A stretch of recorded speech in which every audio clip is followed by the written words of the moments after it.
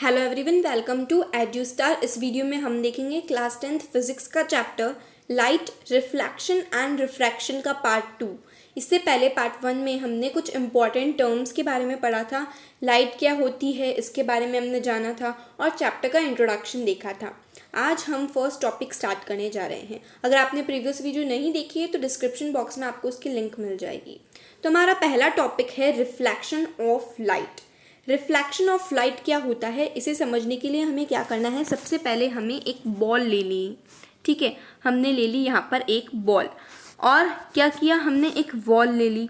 तो जब बॉल को हम वॉल की तरफ फेंकेंगे तो क्या होगा, वो जो बॉल है वो उससे टकरा कर वापस बाउंस बैक होकर के आपके पास में आ जाएगी।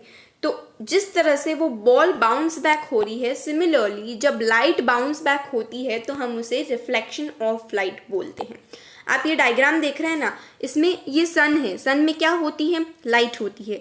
इस आदमी ने क्या किया, सामने मिरर रख दिया। तो जैसे ही लाइट मिरर के पास गई तो उससे टकरा कर वो बाउंस बैक होकर के वापस उसी डायरेक्शन में पहुंच गई जहां से वो आ रही थी। तो उसे हम रिफ्लेक्शन ऑफ लाइट कहते हैं। अब आप इसे एग्जाम में कैसे लिखोगे, you will say that reflection of light is the phenomenon of bouncing back of light in the same medium on striking the surface of any object. तो जो बाउंसिंग बैक हो रही है लाइट की किसी सब्सटेंस से टकराने के बाद सेम मीडियम में, ठीक है, सेम मीडियम में, जैसे कि यानी कि मेरे पास है एक मेटल सरफेस, ठीक है। अब इस मेटल सरफेस पे या फिर मेटल ब्लॉक पे मैंने क्या किया, एक लाइट इंसिडेंस करवाई कर रही है। तो वो लाइट जो कि स्ट्राइक कर रही है वो हमारी हो जाती है इंसिडेंट रे, ठीक है। उसे हम क्या बोलते हैं, इंसिडेंट रे कहते हैं।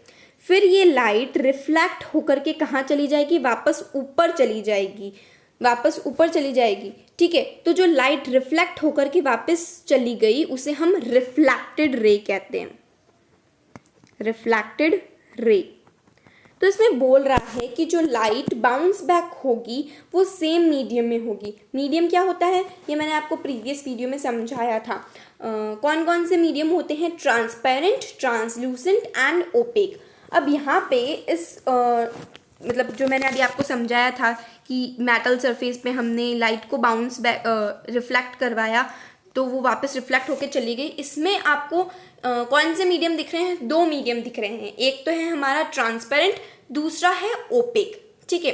तो एक जो लाइट को इजीली जाने दे रहा है और दूसरा जो लाइट को जाने ही नहीं दे रहा, तो वो कौन है, एक तो है एयर, ठीक है। एक तो है हमारे पास में एयर बोले तो ट्रांसपेरेंट और दूसरा है मेटल सरफेस बोले तो ओपेक मीडियम, ठीक है। तो ये देखें यहाँ पर मेटल ब्लॉक जो है वो लाइट को जाने ही नहीं दे रहा है, वापस भेज दिया। ये यहाँ से जा सकती थी लेकिन उसको यहाँ से जाने ही नहीं दे रहा, उसे वापस भेज दिया कि भाई आप नहीं जा सकते आगे, ठीक है। और जो हमारी एयर है वो लाइट को जाने दे रही है। ये यहाँ से आई, एयर से ही आई थी, एयर ने बोला कि ठीक है तुम चली जाओ, कोई चालान नहीं कटेगा, आराम से जाओ। तो देखो ये जो लाइट का आना जाना चल रहा है वो सेम मीडियम में चल रहा है। ये डेफिनेशन अब क्लियर हो गई होगी आपको, I hope. Reflection of light क्या है, ये एक फिनोमिनन है जहाँ पे लाइट बाउंस बैक हो रही है सेम मीडियम में।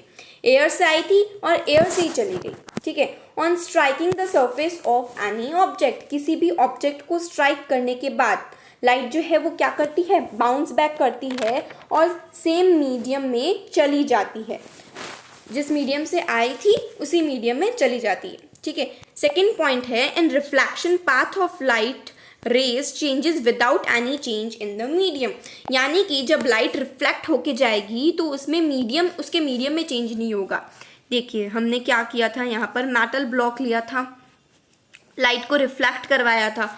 तो यहाँ पे क्या हो रहा है, यहाँ पे मीडियम में कोई चेंज नहीं हो रहा है। आई नो पाथ चेंज हो रहा है कि ये इस डायरेक्शन से आई थी और इस डायरेक्शन में चली गई, पाथ चेंज हो रहा है लेकिन मीडियम चेंज नहीं हो रहा था, हो रहा है। एयर से आई थी और एयर में ही वापस चली गई, ठीक है। मेटल ब्लॉक के अंदर जाके तो नहीं बसी ना, क्योंकि वो तो उसे जाने ही नहीं दे रहा था, ठीक है।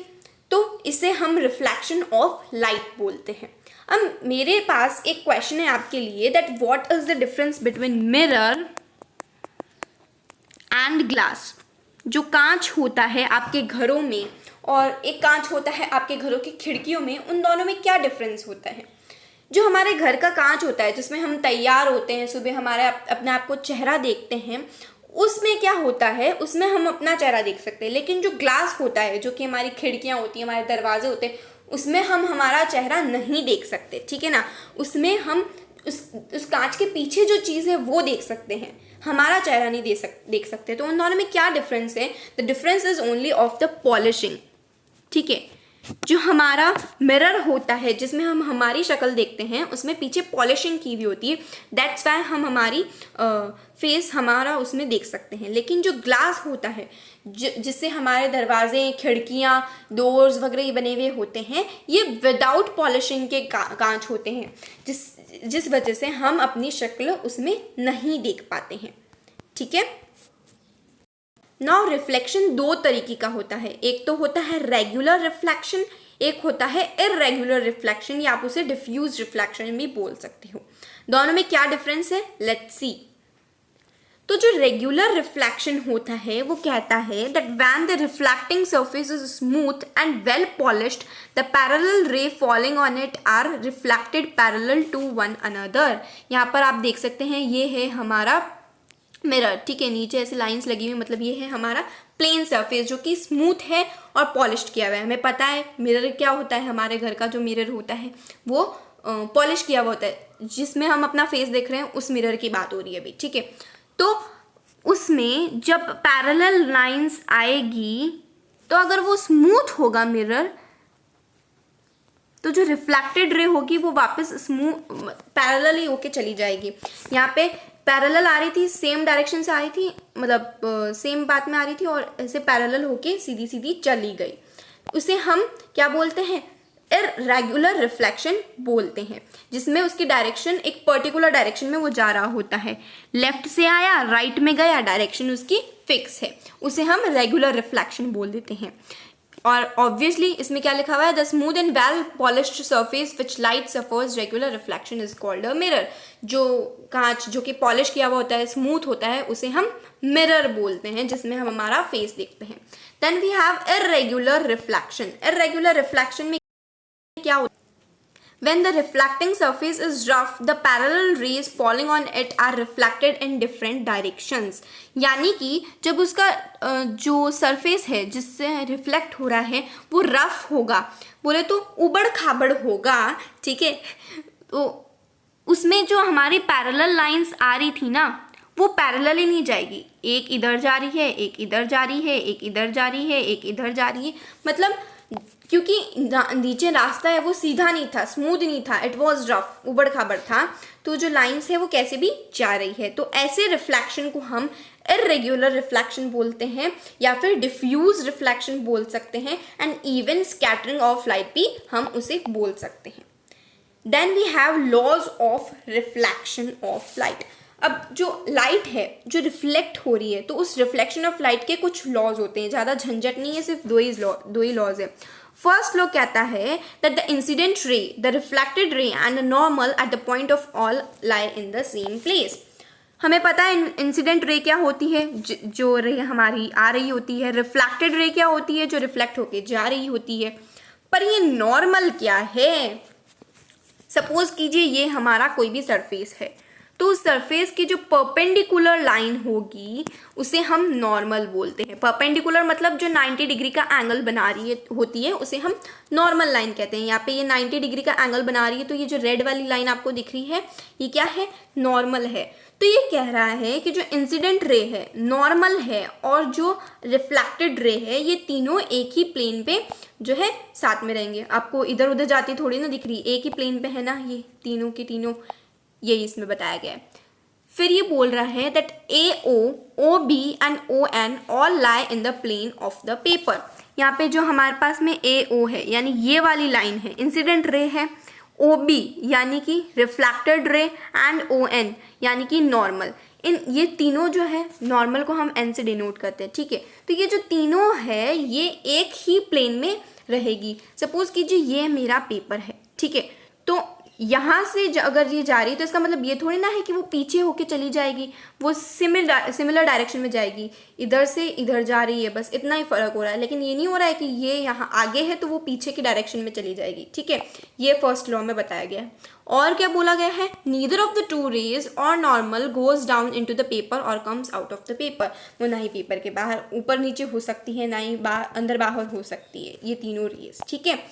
सेकेंड लॉ हमें बोलता है that the angle of reflection is always equal to the angle of incidence. Angle of reflection क्या होता है, एंगल ऑफ इंसिडेंस क्या होता है? तो एंगल ऑफ इंसिडेंस वो वाला होता है in which the incident ray makes with the normal to the mirror। यानी जो नॉर्मल लाइन है हमारी और जो इंसिडेंट रे है, उन दोनों के बीच का जो डिफरेंस होता है, उस एंगल को हम बोलते हैं एंगल ऑफ इंसिडेंट, जिसे हम आई से डिनोट करते हैं, ठीक है। एंड एंगल ऑफ रिफ्लेक्शन क्या होता है, it is the reflected ray makes with the normal to the mirror. यानी कि जो हमारा नॉर्मल है और हमारी रिफ्लेक्टेड रे है, उन दोनों के बीच का जो डिस्टेंस होता है उसे हम बोल देते हैं angle of reflection. It is denoted by R, ठीक है। तो इन्हें को नाम दे दिया है AON।